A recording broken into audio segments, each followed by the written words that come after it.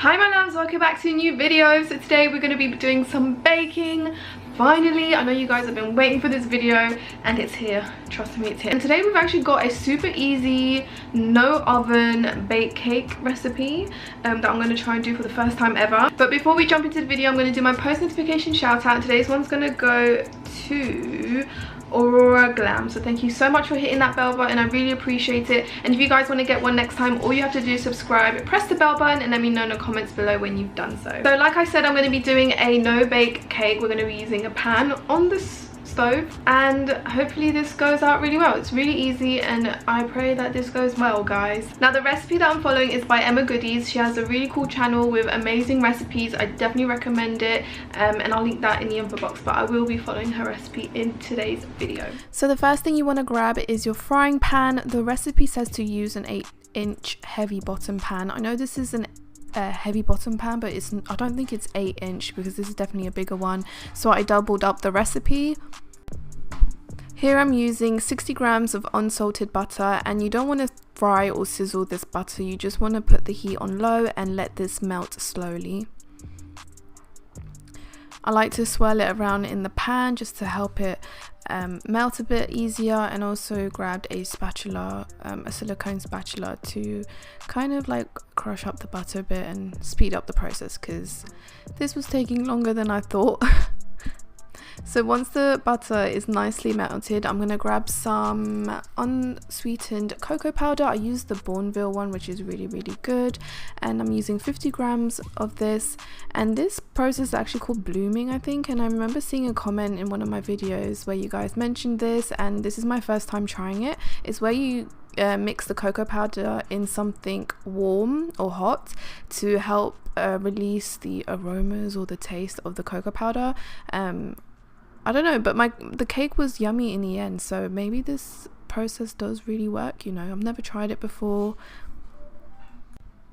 By the way, if you find this bit so satisfying to watch, make sure to hit that thumbs up button because it really helps you go out.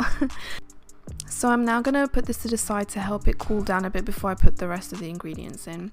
So now I'm putting some caster sugar in. It's 140 grams and 2 eggs, and I'm gonna quickly whisk this in. I'm using a silicone whisk so I don't damage my pan, because this is like my favorite pan. I literally cook all my stuff in it. I got it from Tesco and it's by the brand Go Cook.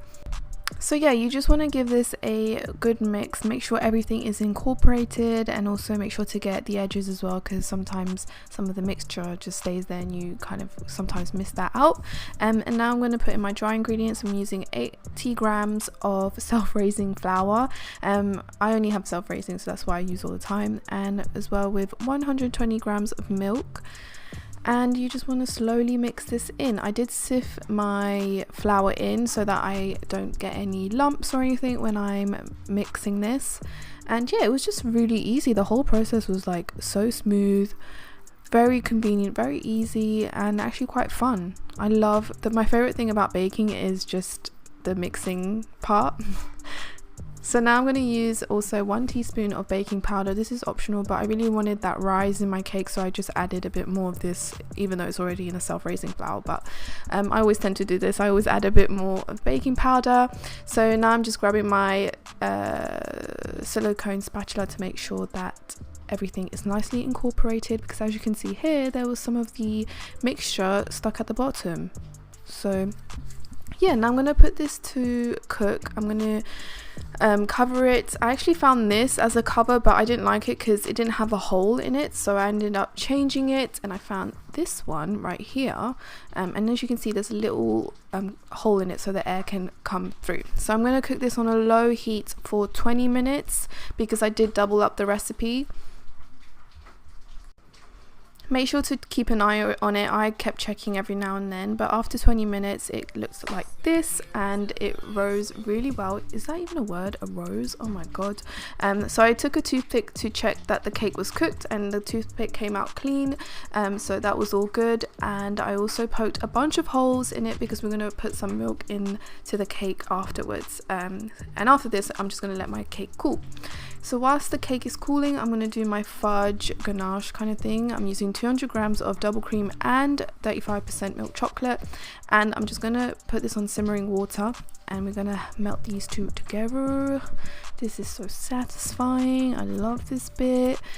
This was by far the best ganache I've ever made in my whole baking experience. Okay, this is a huge milestone for me because I don't really like rich chocolate, so this was just perfect. I also added 2 large tablespoons of Nutella, and this is optional, but this really gave a nice taste to the ganache. And to be honest, it's quite liquidy now, but once you cool it and once it's in the fridge, it's actually very fudgy. It's so nice. I could eat that whole bowl, like no joke. Okay, now we're going back to the cake, and I'm gonna pour some milk into the cake. I actually made chocolate milk, which is where I just warmed the milk and I put a teaspoon of cocoa powder in, and I mixed that up really well. And we're just gonna pour this directly onto the cake, and make sure to do this all over and don't miss any areas.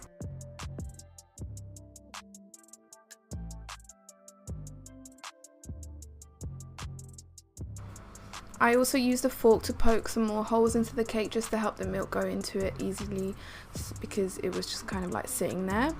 And then you just want it to look like this, and we can go ahead and pour our ganache on top. And oh my god, this stuff was so lush, and I actually thought maybe this was a bit too much, but it was actually the perfect amount.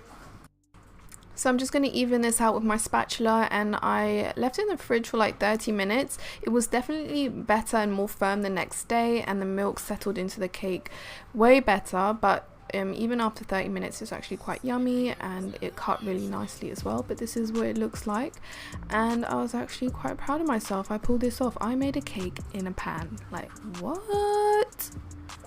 I swear, who needs an oven?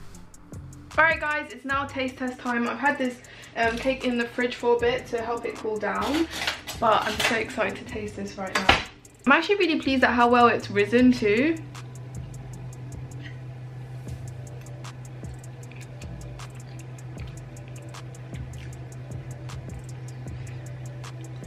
That's a really nice cake. Like, you would never guess that this was made in a pan.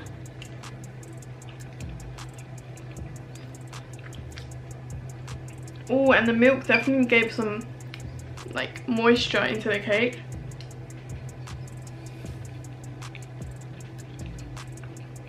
That is definitely a very yummy cake, very easy to make. I've got some chocolate on my face. I hope you guys enjoyed this video. Give it a thumbs up if you did. I will be making cupcakes soon, so make sure to subscribe to stay tuned for that. And yeah, thank you so much for watching. I love you guys, and I will see you in my next video. Bye!